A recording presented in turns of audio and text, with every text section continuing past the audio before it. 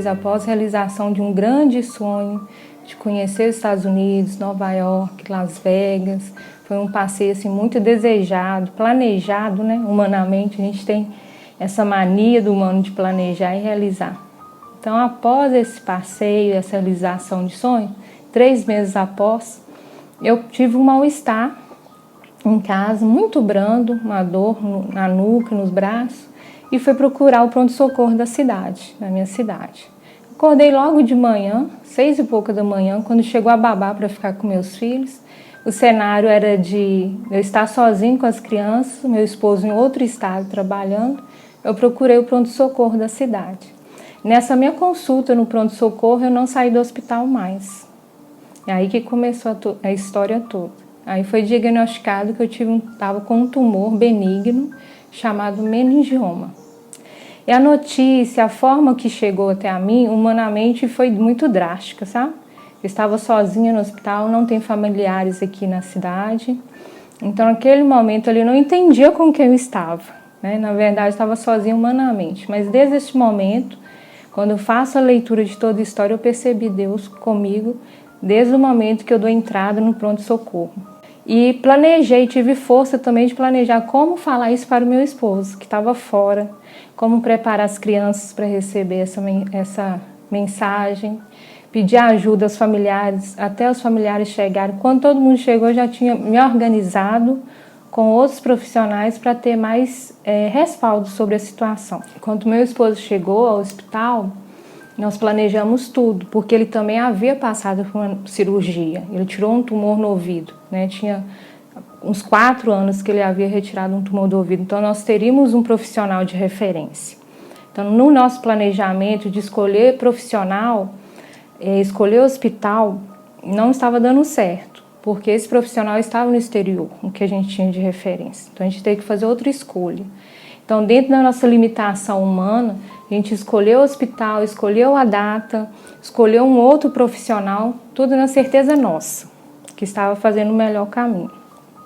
Então, no ano de 2014, eu passo pela primeira neurocirurgia, que é retirada desse tumor. Ele tinha o diâmetro de uma laranja.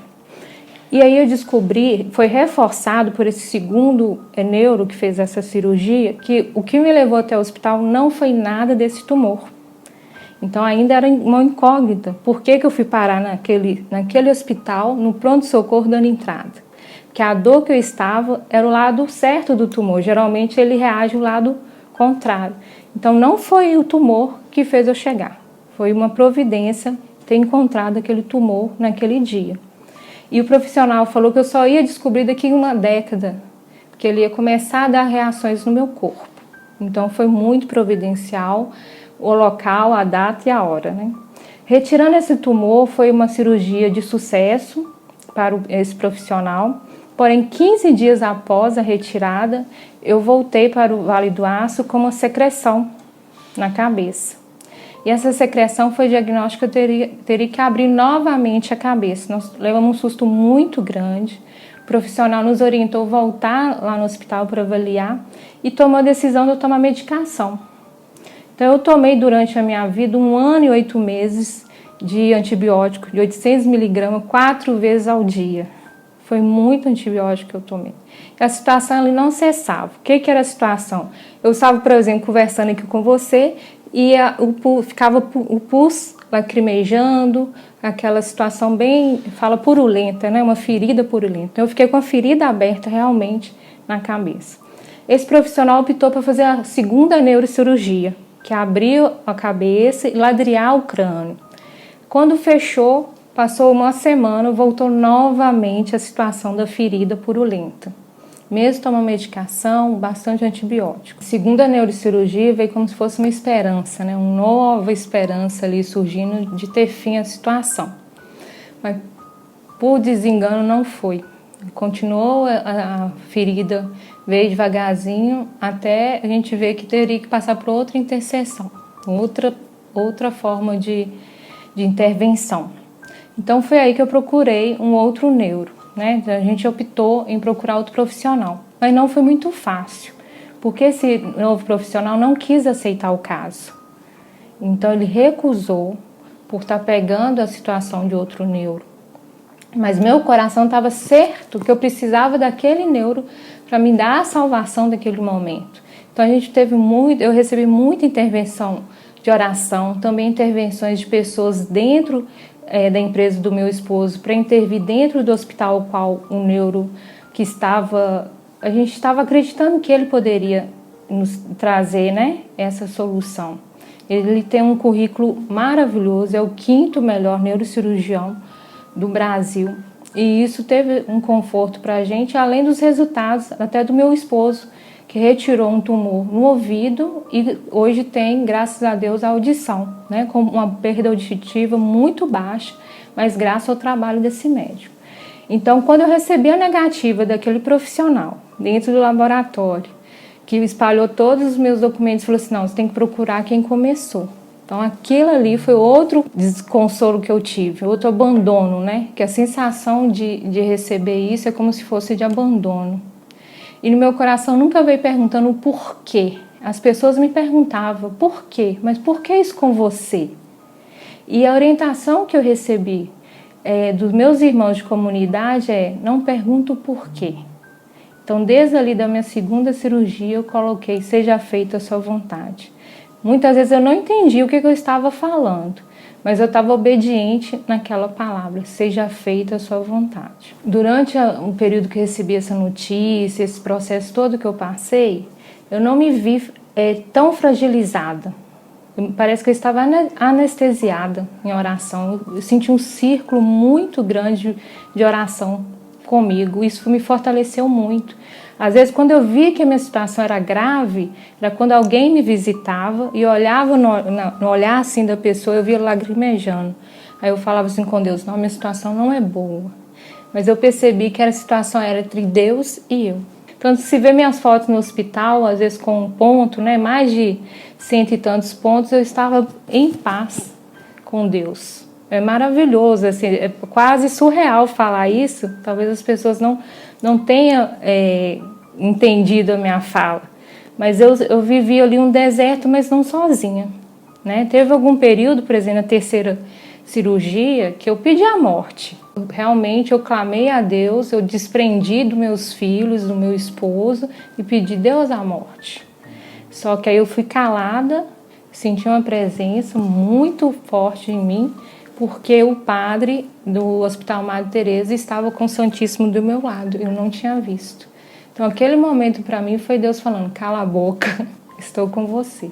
Aquele momento ali foi um momento que eu senti um abraço de Jesus comigo. Então depois que o médico, né, recusou pegar o caso, teve muita intervenção em oração, nós clamamos, pedimos muito a Deus, com muitas pessoas intervindo por isso, a gente teve a graça dele aceitar pegar o caso e ele fez essa 3ª cirurgia, né, que é abrir o crânio e ladrear o crânio como se fosse uma cárie de dente, ele explicou dessa forma pra gente. Aí, para nossa surpresa, passou um tempinho, começou novamente a ferida purulenta. Então, ali, a gente percebeu que não estava ainda resolvida a situação. Isso já tinha passado o 3º ano de intervenção cirúrgica. Aí, esse médico falou que ia fazer a 4ª neurocirurgia. E aí, nós continuamos no mesmo médico, no mesmo hospital. Então, foi aí que Deus teve fisicamente comigo, que aí nessa intervenção, nessa internação no hospital, eu passei por 40 dias de internação, sem poder chegar sequer do lado de fora. Mas ali eu tive a graça de receber Jesus Eucarístico 40 dias consecutivos. E aí eu tive uma experiência mística muito grande com a Eucaristia, de sentir a presença real de Cristo. E a forma que eu estava lidando no dia a dia, com muito sofrimento, então foi ali humanamente muito difícil passar. Mas a presença de Jesus me acalmava. Um momento que Deus entrou assim para fazer a diferença foi um dia que eu ficava com muito receio de chorar, porque meu pai, que me criou, estava do meu lado. Eu tive essa graça dele me acompanhar os 40 dias no hospital. E às vezes eu ficava sem jeito de chorar do lado, ele me vê chorar, né? Porque eu vi o sacrifício de estar ali comigo, o sacrifício da família, do meu esposo de estar longe, e eu não me sentia ali no direito de chorar. Às vezes a saudade. Eu tinha um filho de 2 anos e pouco vivendo isso, o mais velho só tinha 9 anos. Eu tinha passado ali o Dia das Mães no hospital, já tinha passado o aniversário de 5 anos do meu filho. Todas as datas que eram muito importantes para mim, eu tinha passado no hospital sem a presença de ninguém. Eu não me sentia no direito de chorar. E aquela angústia estava tão grande, tão pesada, que eu já não via alternativa. Os profissionais chegavam, um conversavam com o outro e falavam assim, não sei o que a gente faz com essa menina, não sei qual solução tomar. Então aquilo me deixava angustiada. Mas aí quando eu clamei, eu gritei muito, eu pedi a Deus para a morte, pensando que era o alívio ali daquela situação. E eu falei com Jesus, pode me levar, porque eu não tenho mais filhos, não tenho mais marido. E ali eu sentia uma presença no meu braço, eu estava de um lado, na lateral, falando a Deus, pode me levar embora, eu não aguento mais o sofrimento. Na hora que eu viro, estava o padre, o pároco do Hospital Madre Teresa, com o extensório de Jesus do meu lado. Então aquele momento foi de muita libertação, foi a presença real de Cristo. Para mim foi a mesma coisa assim, cala a boca que você não sabe de nada. A partir daquele momento, mesmo dentro daquele 40 dias, né, um deserto ali no hospital, eu comecei a sentir uma suavidade no coração. E foi aí que foi mudando a história. A partir desses 40 dias, a infecção foi cessando, mas o médico me deu uma outra notícia, apesar disso tudo. Mesmo com Cristo, uma outra notícia, que ele havia tirado a parte do crânio que estava infectada. E que era para mim ficar 1 ano de repouso, que depois ele colocaria a prótese. Então, quando eu saí daquele hospital, eu saí sem a parte do crânio. Então, vivenciando ali o medo de passar perto de alguns lugares, receio, né, de machucar. Aí eu fiquei 1 ano em descanso, só depois de 1 ano que eu fui internada novamente para pôr essa prótese craniana. E hoje eu tenho uma prótese craniana de titânio. Hoje, olhando para trás, né, tudo que aconteceu, não vejo de outra forma a não ser o aprendizado. Né? É muito importante, eu não vejo a minha vida sem esse processo. E ai de mim de não lembrar desse processo, né? Minha cicatriz está aqui todos os dias para me lembrar dele. Foi preciso muitas pessoas para me fortalecer. Eu recebi muitas orações, muita ajuda, né? Às vezes eu encontrava com a pessoa na rua, falei assim, eu fui um monte, orei por você, estava de jejum por você. Pessoas que eu nem tinha convívio. E quem é Flávia Rodrigues após isso? É uma nova vida. Né? Hoje eu consigo trabalhar com comunicação, nunca imaginei isso. Tudo que eu faço é por honra e glória de Jesus. Tudo é no projeto de Deus. Faço a minha agenda, mas o autor da minha história é Deus. Para quem está passando por algum sofrimento, seja ele qual for, né? Porque a dimensão de sofrimento é individual. Abandona em Cristo. O que é abandonar em Cristo? Alimente-se de Cristo. O que a gente tem de riqueza na nossa igreja é a Eucaristia. Nós temos vários sacramentos aí, a comunhão, a confissão. É muito difícil para quem está falando aqui já passou, é como se eu estivesse vindo com um troféu, mas não é nada disso. É acreditar, de você colocar o pé no chão e Deus vai criar aquela estrada. Só que a gente tem um monte de receita de bolo, né? A gente foi criado com várias receitas de vida. Você pode estar me ouvindo aqui e não transformar nada na sua vida, mas acredita em Cristo. Converse com Ele como se fosse seu amigo. Hoje eu tenho Jesus como um amigo, eu sento e converso com Ele e escuto Ele. Antes eu era de igreja, de missa, mas a presença salvífica veio após essa estrada minha aí de sofrimento.